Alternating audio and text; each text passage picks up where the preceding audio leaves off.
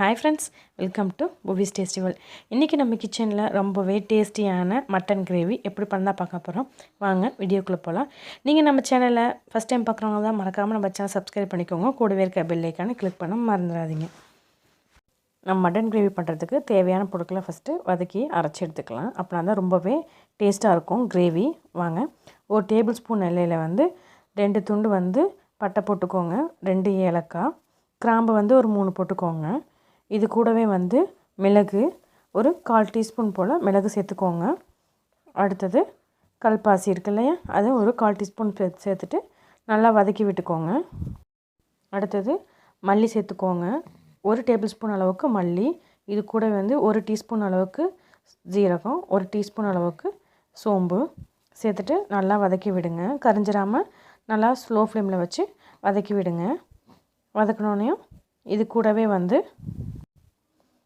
இஞ்சி 1/2 inch size அளவுக்கு இஞ்சியை நல்லா கட் பண்ணி சேர்த்துக்கோங்க.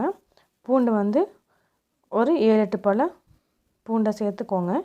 இது கூடவே வெங்காயம், சின்ன வெங்காயம் சேர்த்துக்கோங்க, ஒரு 7-8, இல்லைன்னா மீடியம் சைஸ் வெங்காயம் 1 சேர்த்துக்கோங்க. சேர்த்துட்டு நல்லா வதக்கி விட்டுக்கோங்க. கரிஞ்சிடாமல் ஸ்லோ ஃப்ளேம் வச்சு பார்த்துக்கோங்க. இது கூடவே கருவேப்பில்லை ஒரு 6-7. இது கூடவே தேங்காய் சேர்த்துக்கோங்க. ஒரு டேபிள் ஸ்பூன் அளவுக்கு தேங்காய் சேர்த்துக்கோங்க. சேர்த்துட்டு நல்லா வதக்கி விடுங்க. கலர் சேஞ்ச் ஆகி வர வரைக்கும் வதக்கிட்டு இதை தனியாக எடுத்து வச்சு ஆற வச்சு அரைச்சி எடுத்துக்கோங்க.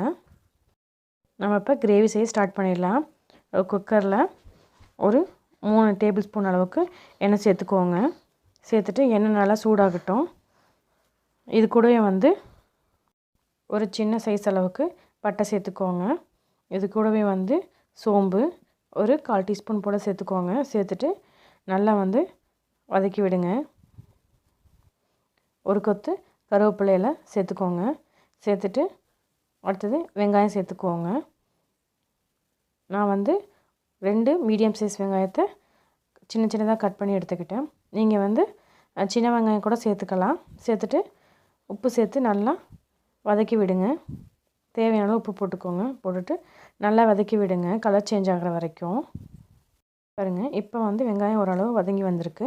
இப்போ 2 பெரிய தக்காளியை சேர்த்துக்கோங்க. இதில் சேர்த்துட்டு நல்லா வதக்கி விடுங்க. இதுவும் நல்லா குழஞ்சி வர வரைக்கும் நம்ம வதக்கி விடணும். பாருங்கள், இது கூடவே நம்ம மசாலா பொருட்கள்லாம் சேர்த்துடலாம். மஞ்சத்தூள் ஒரு 1/4 டீஸ்பூன் போல் சேர்த்துக்கோங்க.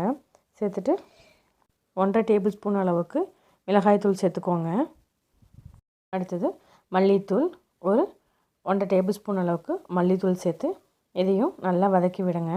வதக்கிட்டு மசாலா பொருட்கள்லாம் நல்லாவே வதங்கி வந்ததுக்கப்புறம் நம்ம இதில் மட்டன் சேர்த்துக்கலாம். பாருங்கள், நல்லா வதங்கி வந்திருக்கு.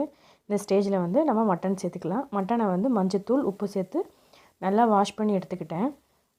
இதை நம்ம இதில் சேர்த்துக்கலாம். ஒரு 1/2 kg மட்டன். இது மட்டன் சேர்த்துட்டு நம்ம ஒரு 2-3 நிமிஷம் வரைக்கும் நல்லா வதக்கி விட்டுக்கலாம். வதக்கி விட்டுட்டு அதுக்கப்புறம் நம்ம தண்ணி சேர்த்துக்கலாம். நல்லா வதங்கி வந்திருக்கு.